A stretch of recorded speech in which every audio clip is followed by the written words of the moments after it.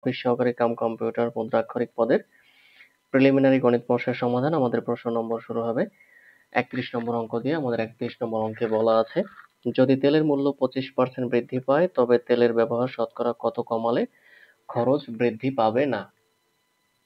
যেহেতু আমাদের প্রশ্ন হচ্ছে প্রিলিমিনারি প্রশ্ন, আমরা চেষ্টা করবো একটু সংক্ষেপে দ্রুত উত্তর করার। তো আমাদের হচ্ছে 31 নম্বর অঙ্ক। ধরি তেলের মূল্য হচ্ছে 100 টাকা। এখান থেকে যদি 25% বৃদ্ধি পায় তাহলে তেলের দাম হবে 125 টাকা। 25% যদি বৃদ্ধি পায়। আচ্ছা, তাহলে এখন কি করতে হবে? তেলের ব্যবহার শতকরা কত কমালে খরচ বৃদ্ধি পাবে না?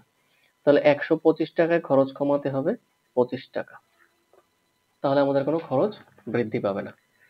আচ্ছা, তাহলে 1 টাকায় খরচ কমাতে হবে কত, আর 100 টাকায় খরচ কমাতে হবে কত, যেহেতু আমাদের শতকরা বলছে।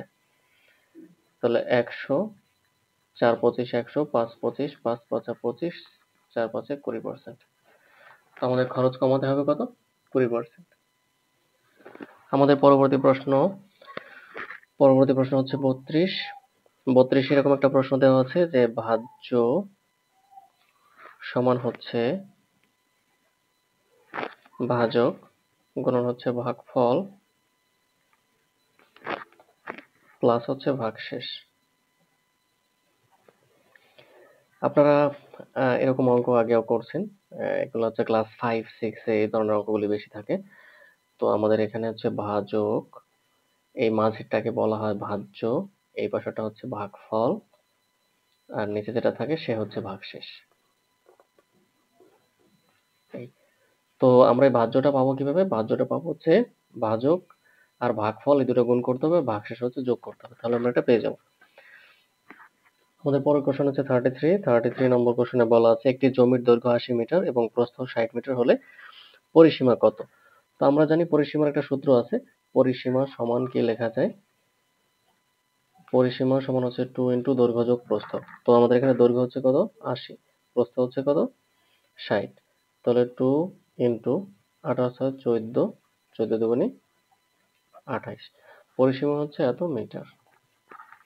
এটা হচ্ছে আমাদের 33 নম্বর প্রশ্নের উত্তর। এখন হচ্ছে আমাদের 34 নম্বর প্রশ্নে হচ্ছে একটা প্রশ্ন দেওয়া আছে, আমরা প্রশ্নটা একটু তুলে করি। 34 নম্বর প্রশ্ন হচ্ছে a প্লাস b সমান হচ্ছে 12, আর একটা দেওয়া আছে a মাইনাস b সমান হচ্ছে 2 হলে 2ab এর মান জানতে চাওয়া হয়েছে। তো আমরা জানি যে আমাদের ab একটা সূত্র আছে, ab সূত্রটা আমরা সরাসরি এখানে বসাবো প্রথমে। তো আমরা জানি ab সমান হচ্ছে a প্লাস b বাই 2 তার whole square minus a minus b by 2 তার হোল স্কয়ার। তো আমাদের a প্লাস b এর মান হচ্ছে কত? 12, এটাকে ভাগ হচ্ছে 2 দ্বারা। তারপর হচ্ছে a মাইনাস b এর মান কত? 2, এটাকে আবার ভাগ 2 দ্বারা, তার হোল স্কয়ার। তাহলে এখানে থাকে 6x স্কয়ার মাইনাস হচ্ছে 1 স্কয়ার, তাহলে 36 মাইনাস 1 সমান হচ্ছে 35। সুতরাং 2ab সমান কত হবে আমাদের?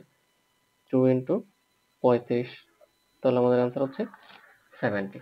আমাদের এই প্রশ্নের উত্তর হচ্ছে 70। আমাদের পরবর্তী প্রশ্ন হচ্ছে 45। আমাদের 45, বা আমি এই সিরিয়ালটাই মেনটেন করি, প্রশ্নের সিরিয়ালটায় না যাই। তাহলে লেখা আছে আমাদের 35। আমাদের 35 নম্বর অঙ্কে বলা আছে 10 সেন্টিমিটার ব্যাসার্ধ বিশিষ্ট বৃত্তের উপর স্থিত বর্গক্ষেত্রের ক্ষেত্রফল কত? তো আমরা একটু এখানে দেখি, এই যে মনে করি এখানে একটা বৃত্ত আছে, বৃত্তের উপরে হচ্ছে একটা বর্গ আছে, এই এখন এই পর্যন্ত, এখান থেকে এই পর্যন্ত এটা হচ্ছে ব্যাসার্ধ, আর পুরোটা টানলে বর্গের কর্ণ হয়ে যায়। তো আমরা কি করতে পারি? আমরা লিখতে পারি হচ্ছে বর্গের কর্ণ, এই যে বর্গের কর্ণ সমান লিখতে পারি হচ্ছে আমরা বৃত্তের ব্যাস। সমান আমরা কি লিখতে পারি? সমান আমরা লিখতে পারি হচ্ছে বৃত্তের ব্যাস। এই দুইটা জিনিস কিন্তু সমান। তা বর্গের কর্ণ হচ্ছে কি? √2a, আর বৃত্তের ব্যাস হচ্ছে কি? 2r। আর হচ্ছে ব্যাসার্ধ, আর 2r হচ্ছে ব্যাস। তো এখানে আমরা a এর মান বের করব, 2r ডিভাইড বাই হচ্ছে √2। তাহলে এখানে আমাদের থাকে কত? √2r। আমাদের a সমান আমরা কত পাইলাম? a সমান পাইলাম হচ্ছে আমরা √2r। তো এখানে একটা আর এর একটা মান আছে, কিন্তু আমাদের বলা আছে যে 10 সেন্টিমিটার ব্যাসার্ধ বিশিষ্ট। আর এর মান যদি 10 হয়, আমি এখানে 10 বসিয়ে দেব। তো আমাদের 10 রুট 2 এটা। আর আমরা জানি কি একটা 2 সমান 2টা রুট 2 লেখা যায়, কিন্তু একটা 3 হইলে আপনারা 2টা রুট 3 লিখতে পারবেন। এই ঠিক আছে, এভাবে লেখা যায়। তো এখন হচ্ছে বর্গের ক্ষেত্রফল বের করতে বলা হয়েছে। আমরা যেহেতু এর মান পেয়ে গেলাম, তো এর মান কত পেলাম? ইংরেজি বাংলা মিক্সড হয়ে গেল। আচ্ছা, এখানে ইংরেজিতে দিয়ে দিচ্ছি, প্রশ্নে বাংলা দেওয়া আছে, আপনারা একটু বাংলায় কনভার্ট করে নিন। তাহলে হচ্ছে আমরা এখানে পাবো কত?